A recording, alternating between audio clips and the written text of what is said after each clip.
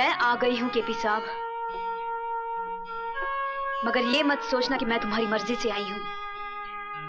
मुझे यहां मेरी मजबूरी लाई है। पति पत्नी के लिए भगवान होता है और मैं अपने पति के लिए कोई भी कुर्बानी देने के लिए तैयार हूं। बोलो, उन्हें छोड़ने का क्या लोगे? बोलो, जवाब दो। तुम्हारा ईमान धर्म तो बिजनेस है ना? बोलो, क्या उतारूं? कंगन, ये मंगलसूत्र, या फिर ये?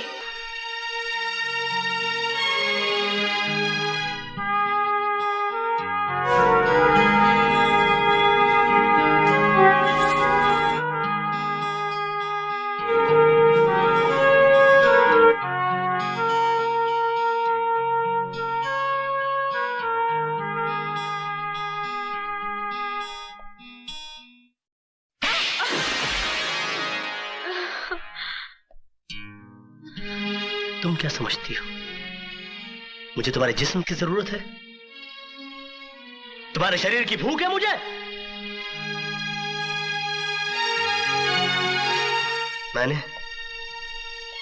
मैंने कभी तुम्हारे जिस्म से नहीं, तुम्हारी आत्मा से प्यार किया। लेकिन तुमने मेरी कद्र नहीं की, मेरा इंतजार नहीं किया। मुझे किसी गुजरे हुए वक्त की तरह भुलाकर किसी और का हाथ थाम लिया।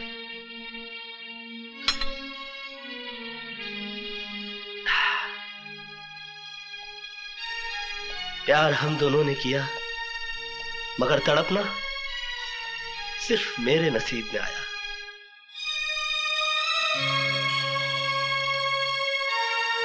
मेरा तुम्हारा नाता तो उसी दिन टूट गया जिस दिन तुम्हारी शादी हुई।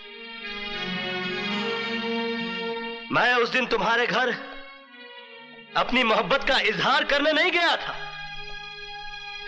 अपने दर्द, अपनी तड़प का हिसाब मांगने के लिए नहीं गया था, बल्कि उस रात पार्टी में हुई इस गलती की माफी मांगने के लिए गया था जो तुम्हारे जुदाई, तुम्हारे सोग में चोट खाए मेरे दिल के हाथों हो गई। लेकिन तुमने मेरे जज्बात को नहीं समझा, मुझे कोई गिरा हुआ या घटिया आदमी समझकर धिक्कार दिया। मैंने तुम्हारे साथ जो भी किया वो बदला लेने के लिए नहीं किया, बल्कि तुम्हें इस बात का एहसास दिलाने के लिए किया कि तुम जो सोच रहे हो वैसा नहीं है। मेरे मन में कोई खोट, कोई पाप नहीं है।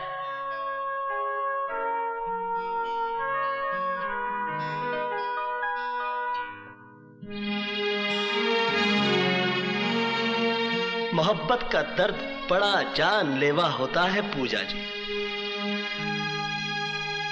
मैंने तो तुम्हें माफ किया, मगर दोबारा कभी इंसान का जन्म मिले तो मोहब्बत जरा सोच समझ कर कीजिएगा।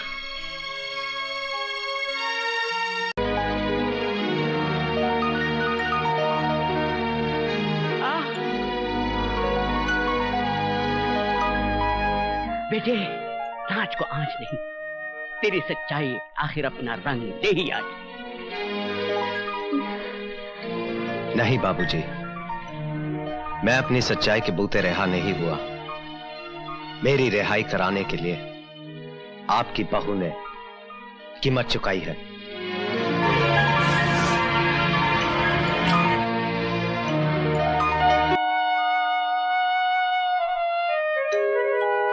तेरी आंखों में आंसू मेरी रिहाई के हैं या केपी से ना मिल पाने के दुख के? दुख के ही होंगे, क्योंकि तू कृष्ण प्रसाद से प्यार करती है।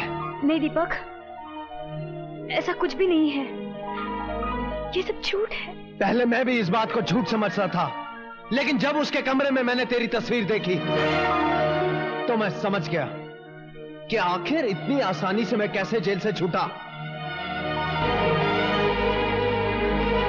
भरी पार्टी में उसका तेरा मुंह चूमना, मेरी गैर हाजिरी में माफी मांगने के बहाने तुमसे मिलने आना, मेरे विरोध करने पर मुझे जेल भिजवाना, ये तुझसे कृष्ण प्रसाद का प्यार नहीं तो और क्या है?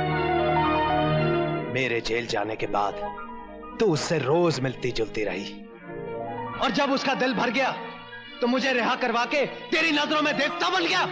नहीं दीपक, ऐसा कुछ नहीं है, मेरा विश्वास करो। अगर ऐसा कुछ नहीं है तो फिर मेरे जेल जाने के बाद तू उसे मिलने क्यों गई? तुम्हें जेल से छुड़वाने के लिए। मुझे छुड़वाने के लिए बाबूजी भी थे। हाँ, लेकिन उनकी लाख कोशिश करने के बावजूद भी कृष्ण प्रसाद तुम्हें छुड़वाने को तैयार नहीं था। तो फिर तुम्हारे कहने से वो कैसे मान गया? ऐसी कौन सी वजह थी कि तुमसे मिलकर उसने मुझ पर लगाए हुए लाखों रुपए का गबन का इल्जाम वापस ले लिया? इसलिए क्योंकि तुम एक दूसरे से प्यार करते हो। कृष्ण प्रसाद मेरा कुछ भी बिगाड़ नहीं सकता था, लेकिन तुमने तो कुछ बाकी ही नहीं रखा। अगर तुम अपने पति से ज्यादा प्रेमी को ज्यादा अजीज मानती हो तो मैं तुम्हें आजाद करता हूं। जाओ, कृष्ण प्रसाद से शादी कर लो। दीपक, तुम जानते हो कि तुम क्या कह रहे हो? अच्छी तरह जानता हूं। तुम कुछ नहीं जानते। जिस बात को तुमने सर उठाकर कह दिया, वो बात मैं ख्वाब में भी नहीं सोच सकती।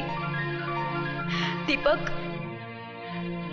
मैं तुम्हारी पत्नी हूं, मेरा विश्वास करो।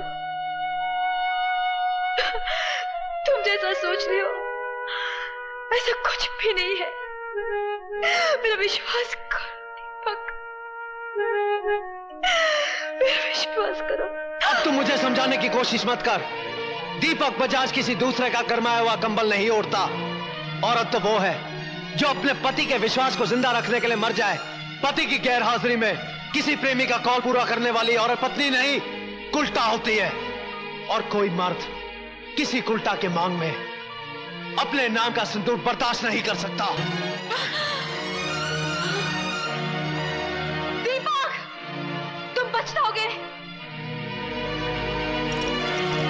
इससे पहले कि मैं अपने आप पे से बाहर हो जाऊं, दूर हो जा, दूर हो जा मेरी नजरों से। Get out.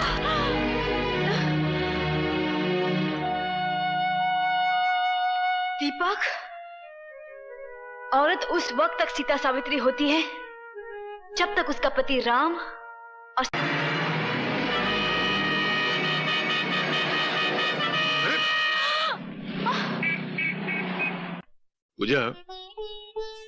मुझे तुम्हारी गुजरी हुई जिंदगी के बारे में पूछने का हक तो नहीं है, लेकिन इतना मैं जरूर जानना चाहता हूं कि वो क्या वजह थी जो तुमने कृष्णा को भुला दिया। मैंने इसलिए भुला दिया क्योंकि मेरी शादी दीपक से हो गई थी। हाँ, लेकिन तुमने दीपक से शादी की क्यों? प्यार तो तुम कृष्णा से करती थी। हाँ, लेकिन उस प्यार की वजह से कई जिंदगियां खराब हो रही थी। मान सम्मान समाज सबकी कसूरवार हो गई थी मैं।